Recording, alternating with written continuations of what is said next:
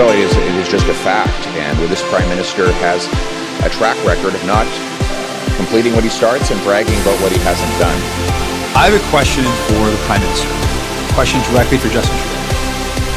Join us now with the front line with Joe and Joe. Once again, let us go into the brief. Jagmeet is calling out the Prime Minister. Play the clip.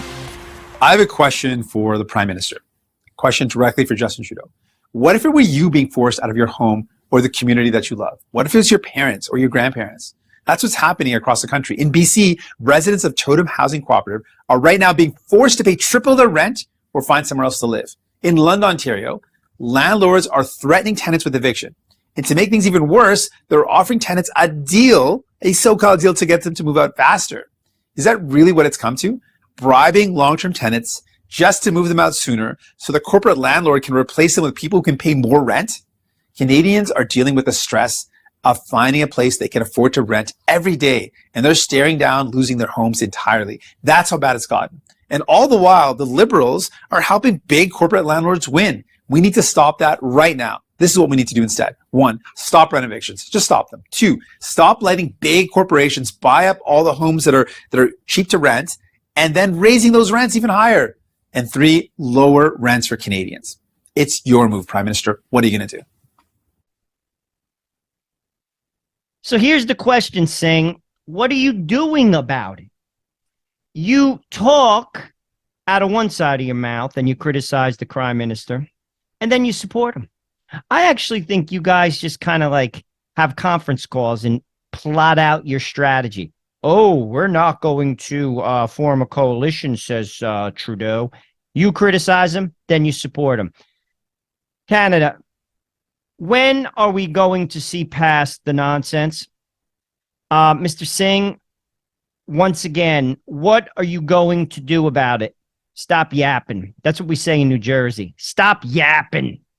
Pierre Poilievre asked by a reporter to clarify his comments in the House of Commons when he referred to Trudeau's sudden departure from West Point Grey Academy. Play the clip. Exchange with the Prime Minister in the House of Commons where you reference his departure from a private school he used to teach at. As you may know, there was lots of rumors about his exit, including what seems to be a completely defamatory story that has no credibility. Why did you raise that in the House of Commons? Well, it is just a fact, and this Prime Minister has a track record of not completing what he starts and bragging about what he hasn't done. And that has spilled over into his policy positions, whether it's his promises to complete, for example, a Trans Mountain pipeline gone $27 billion over budget, still not done.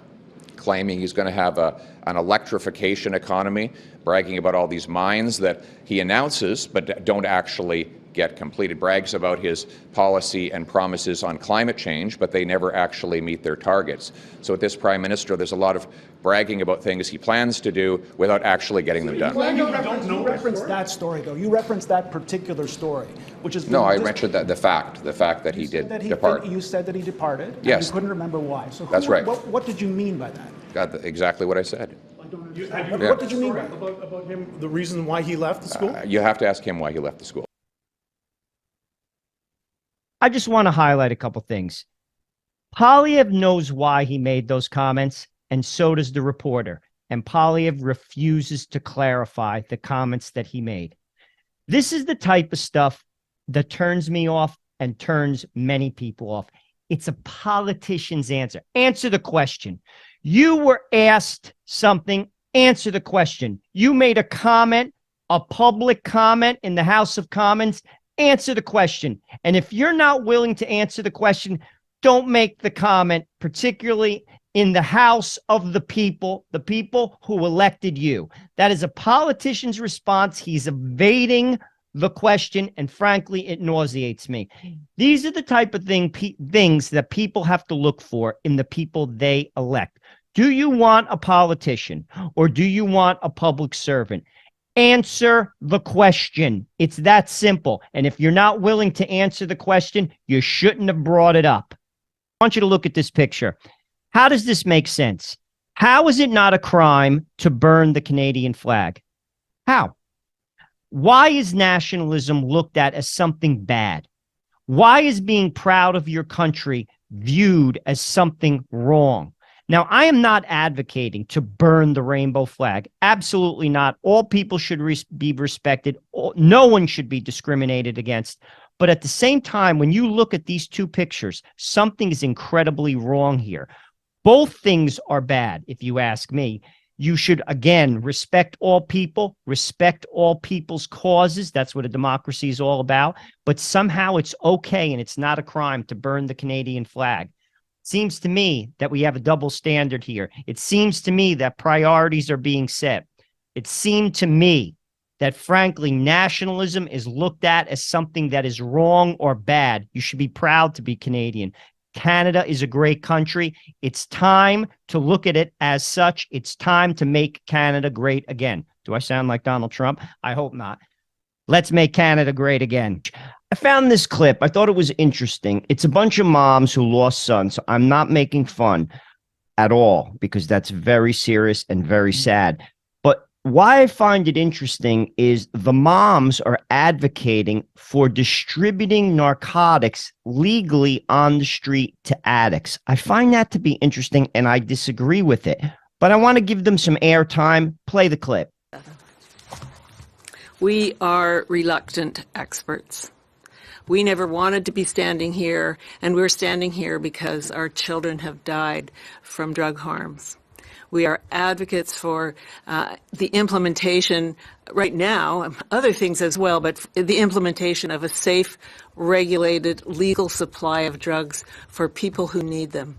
It doesn't mean standing on the corner and giving out drugs to kids, which has been sort of intimated by the Conservatives. We want to set the record straight. This project will be very highly regulated. People who are addicted, and I'm hoping the public understands addiction as we go along, need to have the drug they're addicted or dependent on.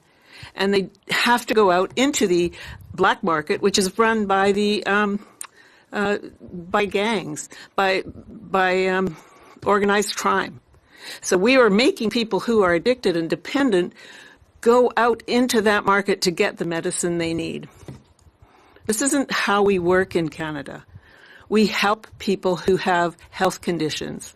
You know, drug use is a problem, but it shouldn't be deadly.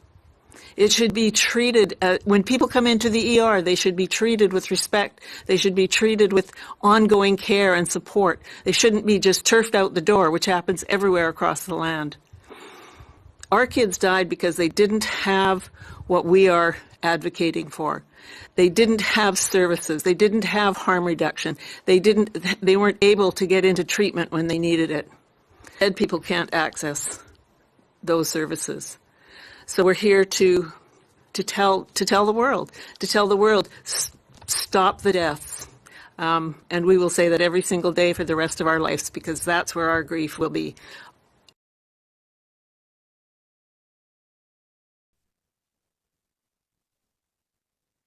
Couple comments. My heart goes out to these women. First and foremost, it's a tragedy. Second comment, I don't think that approach works. I sincerely don't. Giving drugs to people who are addicted is putting a Band-Aid on a problem. You have to get to the root of the problem. Why are you taking the drugs? First, you got to get them off the drugs. That's a different story. But at the same time, enabling them in their addiction doesn't help. Clearly, there's an issue as to why they're taking it. And you got to get to the heart of that. To be truthful with you, giving needles to heroin addicts, giving legal drugs to people who are addicted to drugs isn't the answer, moms. I'm sorry. I absolutely disagree with you. While my heart goes out to you, losing a child is a horrible thing.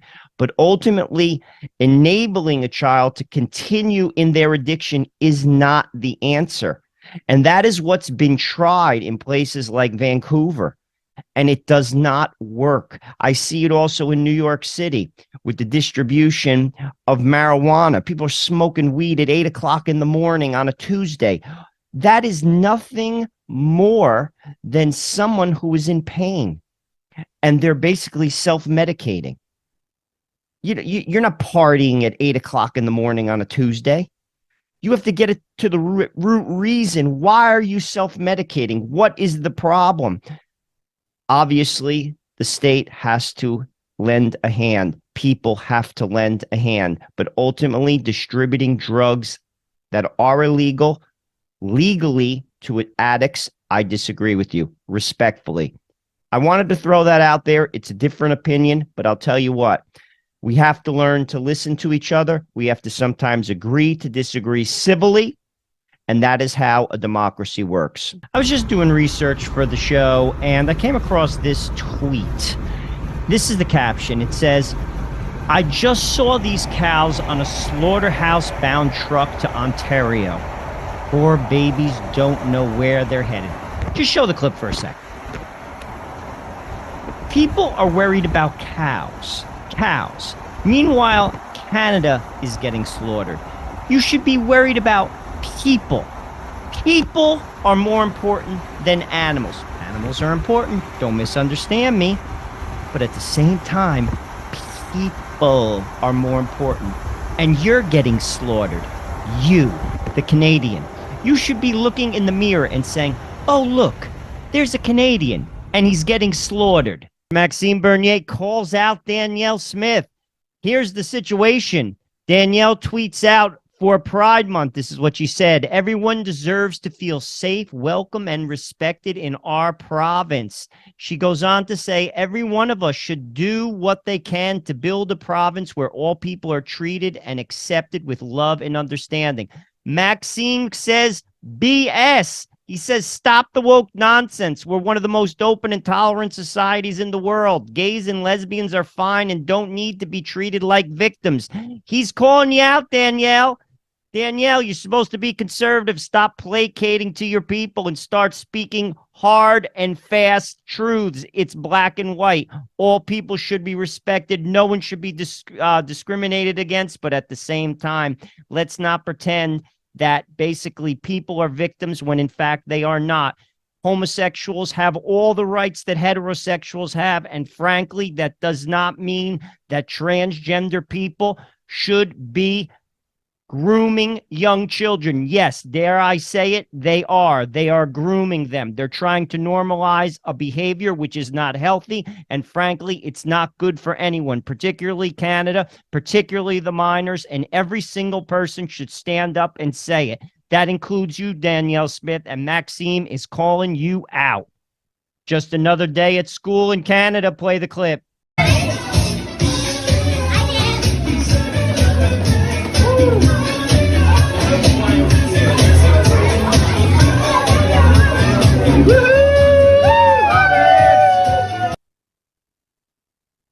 This is interesting. 4 days when there are some type of pride event in schools in Canada, there's a 40% reduction in children attending that day. That's very interesting. And 2 schools saw a drop in 60% of the attendance. What does that tell you? That tells you that parents are not behind this. You see, this is the story under the story, and that's why you listen to this channel, because the mainstream media will never, ever air that statistic. Parents are not supportive of this. Even some liberal parents do not support this. By the way, even some homosexuals do not support this.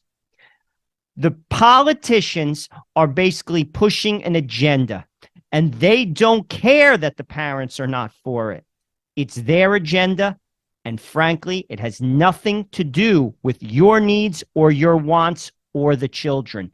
It's strictly their agenda, and they're pushing it forward against the wishes of the people. Shocking, but that is the truth, and frankly, there's no ifs, ands, or buts about it. Parents, most parents, do not stand with the liberals or any politician on this issue. It's strictly ideology. It's strictly mainstreamed by the establishment and the people, most of which do not support it. Hey guys, stay up to date with all of our content at Locals. We post videos and updates not found on this platform. Thank you for your support.